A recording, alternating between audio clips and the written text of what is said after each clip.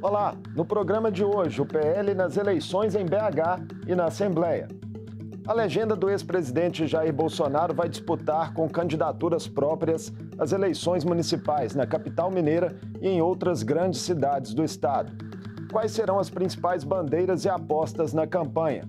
As conversas com outras forças, a importância de Minas para as pretensões nacionais da legenda e a relação com o governo Zema. Eu converso com o deputado estadual Bruno Engler, pré-candidato do PL à Prefeitura de Belo Horizonte. Bem-vindo ao Mundo Político, deputado. Um prazer recebê-lo aqui. O prazer é meu de estar participando aqui do programa. Deputado, o senhor chegou à Assembleia muito jovem em 2018, ficou em segundo lugar na disputa pela Prefeitura de BH em 2020, quando Alexandre Calil ali se reelegeu em primeiro turno e foi reeleito em 2022 deputado estadual com mais de 600 mil votos, uma marca histórica. Por que a opção de disputar novamente a Prefeitura da capital? Olha, eu coloquei meu nome à disposição novamente para a disputa da Prefeitura de Belo Horizonte porque eu entendo que a nossa cidade está parada no tempo. Infelizmente, Belo Horizonte está largada, não entrega serviços públicos com a qualidade que o Belo Horizontino merece e está no século passado. Já passou da hora da gente colocar Belo Horizonte no século XXI, trazer soluções inovadoras, tecnológicas para a nossa cidade. Como você bem disse, fui candidato há 4 anos, infelizmente batemos na trave, ficamos ali em segundo lugar. Eu acredito que nessa oportunidade a gente consegue ter um projeto vencedor e mudar a história da capital. A estrutura de campanha que o senhor vai ter, naturalmente, tende a ser maior, né? Está num partido mais estruturado.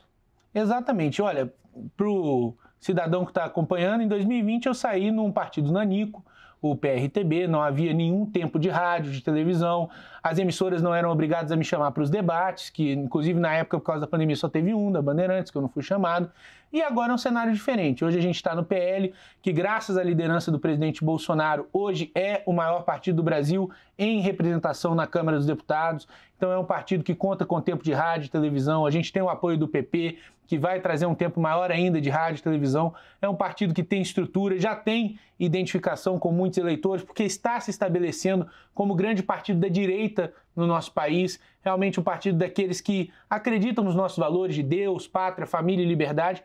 Então, uma realidade assim completamente diferente do que foi há 4 anos. E, obviamente, 2020 para nós foi um aprendizado de uma campanha municipal e agora a gente tem uma relação do que a gente fez certo, do que a gente poderia ter feito melhor, e eu tenho certeza que a gente tem condição de fazer uma campanha muito mais estruturada e ter um resultado positivo. Sobre fazer melhor, né? Quais são suas principais críticas programáticas à atual gestão do prefeito Fuad, áreas específicas onde o senhor pretende implementar mudanças? Olha, eu entendo que BH como um todo precisa melhorar. O nosso foco, acho que passa principalmente pela questão da segurança pública. Hoje o cidadão ele não tem tranquilidade de andar nas ruas de Belo Horizonte. Pelo contrário, as pessoas têm medo de frequentar o nosso centro à noite, por exemplo. Eu acho que hoje a gente tem uma guarda municipal que ela é subutilizada. Quando você conversa com o cidadão belo-horizontino, qual que é a visão que a maioria das pessoas tem da guarda municipal? Que o guarda serve para dar multa de rotativo, para encher o saco de comerciante. E a gente conhece os nossos guardas, são pessoas que têm a vocação da segurança pública e que querem trabalhar por uma segurança maior para o Belo Horizontino. Então a gente quer sim aumentar o efetivo e a gente quer fazer um trabalho conjunto da guarda com as forças do Estado para trazer uma segurança maior para o Belo Horizontino. A questão do transporte público hoje é um caos na nossa cidade. A gente tem um prefeito que por um longo período deixou a passagem a mais de R$6, precisou da Câmara intervir e que não tem uma postura firme para com as empresas de ônibus, muito pelo contrário. E a gente vai ter uma oportunidade ímpar de rediscutir os contratos de mobilidade urbana em BH, porque o próximo prefeito vai desenhar o próximo contrato de transporte público aqui. O atual contrato ele vence em 2027, no mandato do próximo prefeito. E a gente precisa também, pessoal, trazer modernidade. Belo Horizonte está no século passado. Eu não falo isso da boca para fora. Por exemplo, a questão do trânsito, que aqui na nossa cidade é um caos. O principal sistema que a BH Trans usa para gerir o trânsito de BH é o sistema DOS. É um sistema da década de 80. Nós temos cidades aí, Brasil afora, que fazem uso de inteligência artificial, de monitoramento em tempo real, de fluxo, onde você precisa liberar o sinal, onde você precisa reter, que monitora, inclusive, a questão dos ônibus, se estão passando no horário, se estão chegando atrasados, se estão cumprindo o que está previsto no contrato. E aqui no Brasil a gente usa tecnologia de 40 anos, coisa ultrapassada. A mesma coisa na área da saúde, a gente precisa de ampliação, investimento na parte de telemedicina. Por que a gente não tem em Belo Horizonte, por exemplo, um aplicativo que conta para o cidadão qual que é o tempo de espera na unidade de atendimento, para ele saber quanto tempo ele vai ter que esperar? Porque às vezes o cidadão mora perto de uma unidade que está muito cheia, mas se ele se deslocar um pouco, ele pode ser atendido mais rápido. Por que a gente não tem um sistema informatizado que conta para o cidadão onde há disponibilidade de remédio, para a pessoa não perder viagem? Muitas vezes o cidadão vai buscar um remédio ao qual ele tem direito, chega lá e o profissional fala, olha, o estoque acabou, não temos. E aí ele volta para casa sem aquele remédio que ele precisa. Por que isso aí já não está informatizado, já não está na mão do cidadão para ele saber aonde ele tem que ir antes de sair de casa? Então, infelizmente, a nossa cidade está muito largada, está muito abandonada, e eu entendo que a atual gestão não apresenta soluções eficazes para o município. Deputado, a chamada pauta de costumes, né, da qual o senhor fala aí muito como parlamentar e que costuma gerar muitas polêmicas em uma sociedade dividida como a nossa, né, seria trabalhada em uma eventual gestão sua de que forma? Olha, o que acontece? Eu tenho os meus valores são inegociáveis, todo mundo que acompanha o dia a dia da Assembleia sabe muito bem o que eu defendo. Eu sou um cara de direita, eu sou um cara cristão, eu defendo a família tradicional, eu defendo a inocência das crianças, defendo a vida desde a sua concepção, sou contra ideologia de gênero, contra qualquer tipo de liberação de drogas. Muitas dessas pautas sequer passam pelo município, mas todas aquelas que passam pelo município, vou ter sim um posicionamento alinhado com os meus valores. Só que os meus valores são os valores da maioria do povo belo-horizontino. O povo de Belo Horizonte é um povo, em sua maioria, cristão, é um povo que é sim tradicional. Então, assim, a gente não está aqui querendo reinventar a roda, muito pelo contrário. São aqueles da esquerda que querem desvirtuar aquilo que sempre existiu. Então, a gente não vai fazer nada revolucionário, a gente vai respeitar as famílias, vai respeitar os pais, vai respeitar a inocência das crianças, como eu sempre fiz, como faço aqui na Assembleia, o farei em qualquer posição que eu ocupar. Os direitos das minorias também seriam respeitados, por exemplo, né, comunidades LGBTI+? Claro, o direito de todo mundo vai ser respeitado, até porque o que a prefeitura faria contra essas pessoas? Eu não estou sendo candidato para atacar ninguém, muito pelo contrário, eu estou sendo candidato porque eu acredito que a gente pode fazer uma Belo Horizonte melhor. O quadro de momento, deputado Bruno, da sucessão ainda está aí bastante pulverizado, né, tanto à direita quanto à esquerda, com mais de 10 pré-candidaturas colocadas. O senhor acredita que isso ainda vai sofrer aí um afunilamento até as convenções, reduzir, enxugar um pouco essa disputa? Olha, eu acredito que sim, ainda falta mais de um mês aí para as convenções, né? E eu acho que talvez muitas dessas candidaturas não se consolidem, a gente vai ver pessoas se unindo, vai ver pessoas desistindo. Obviamente vamos ter muitas candidaturas, mas eu não acredito que vamos manter todas as que estão postas até o final. No campo da esquerda, né, muitos candidatos têm falado ali em construir, tentar pelo menos construir uma frente unificada. Ainda pode haver algum movimento similar da direita? Se houver essa possibilidade entre as candidaturas que estão colocadas?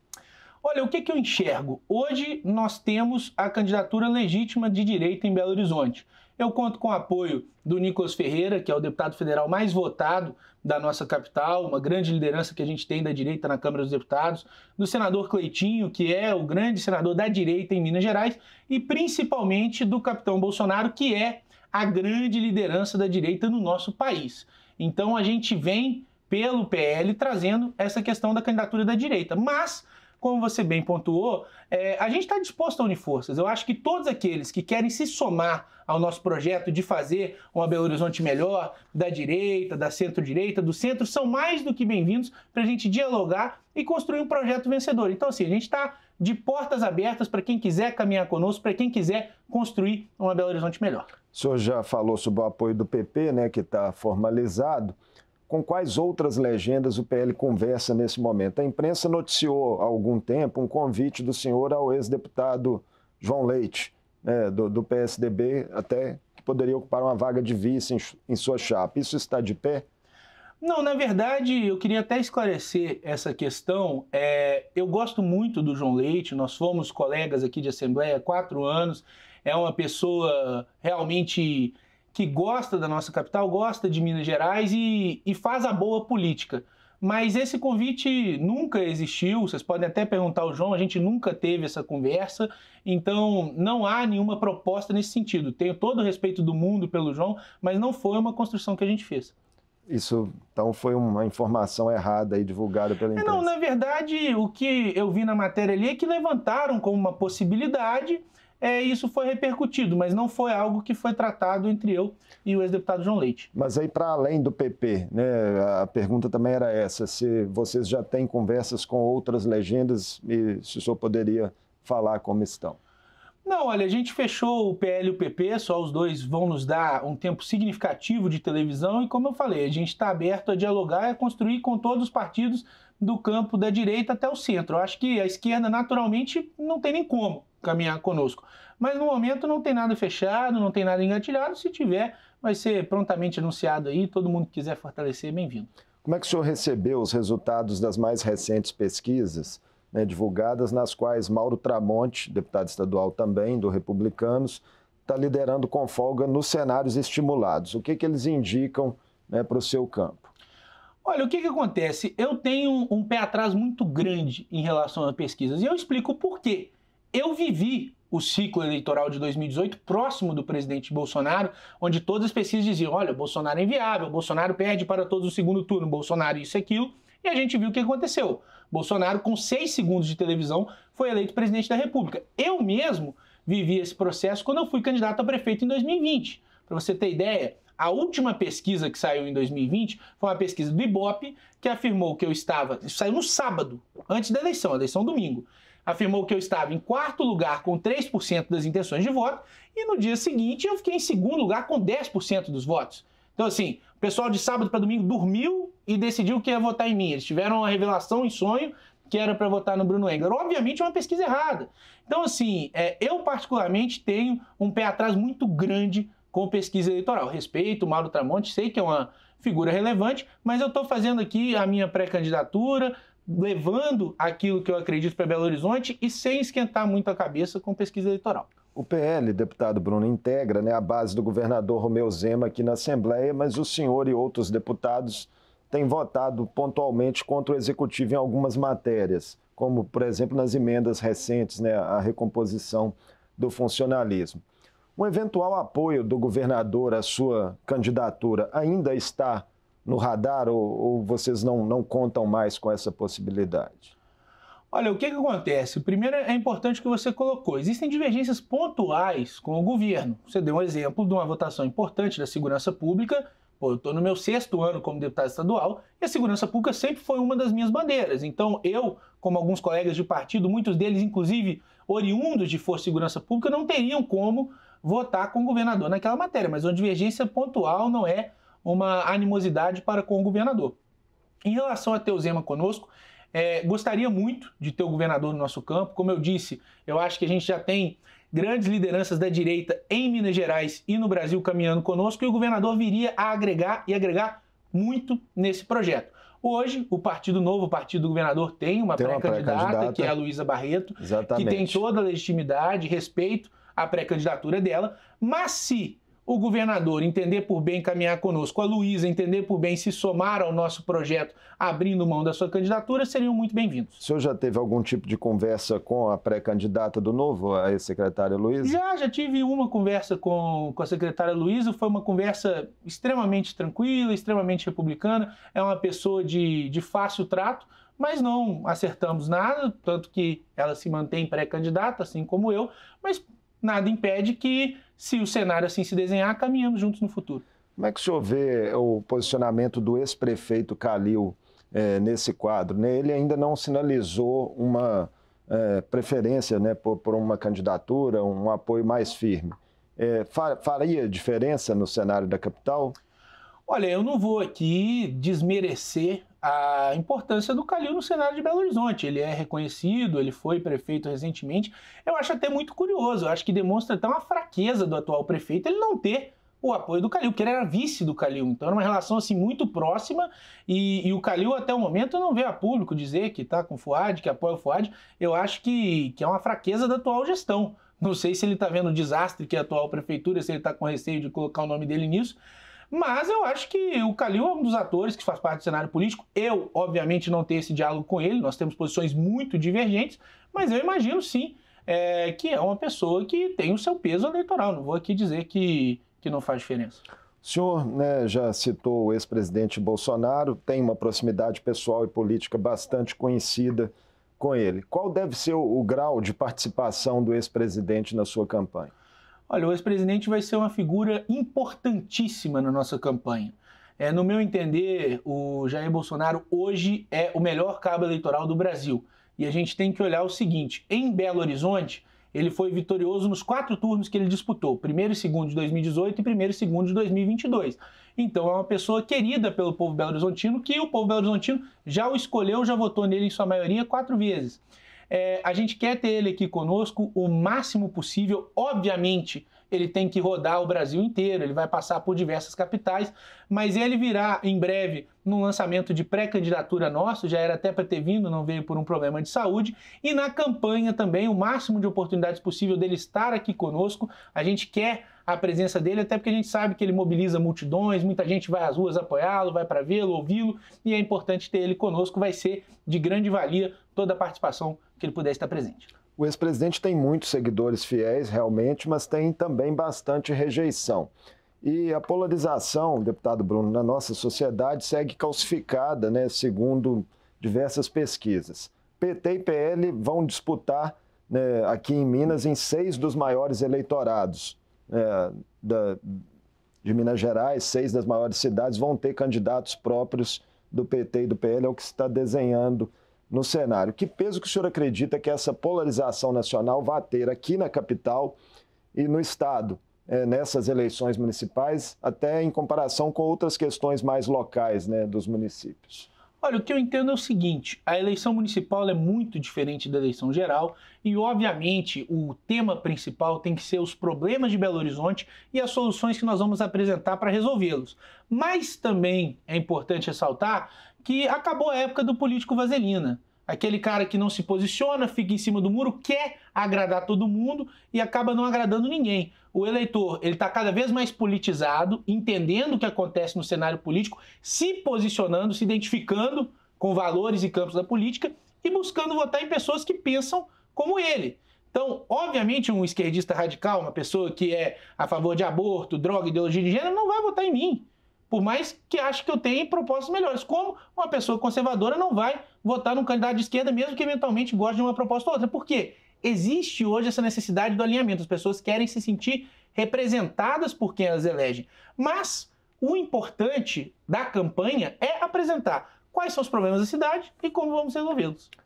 O senhor fala sobre essa questão de radicalismo, né? E por vezes a gente vê, né, alguns candidatos, pré-candidatos até de direita e mesmo pessoas da crônica política que acreditam que o senhor seja um radical da política. Como é que o senhor recebe esse tipo de colocação? Olha, simplesmente entender onde é que está o radicalismo. Muito pessoal fala assim, a direita é radical. Por que a direita é radical? O que a gente quer? Que respeitem a nossa fé, na imensa maioria são pessoas ali judaico-cristãs, que respeitem a inocência das crianças, que não fiquem passando conteúdo impróprio, conteúdo sexualmente explícito para as nossas crianças. A gente não gosta de bandido, a gente quer direitos humanos para humanos direitos, a gente quer punições mais duras para os criminosos, a gente defende a vida desde a sua concepção, a gente é contra o aborto, isso é uma posição radical, a gente é contra qualquer tipo de liberação de drogas, a gente quer trabalhar, viver a nossa vida em paz e não ter a nossa família importunada.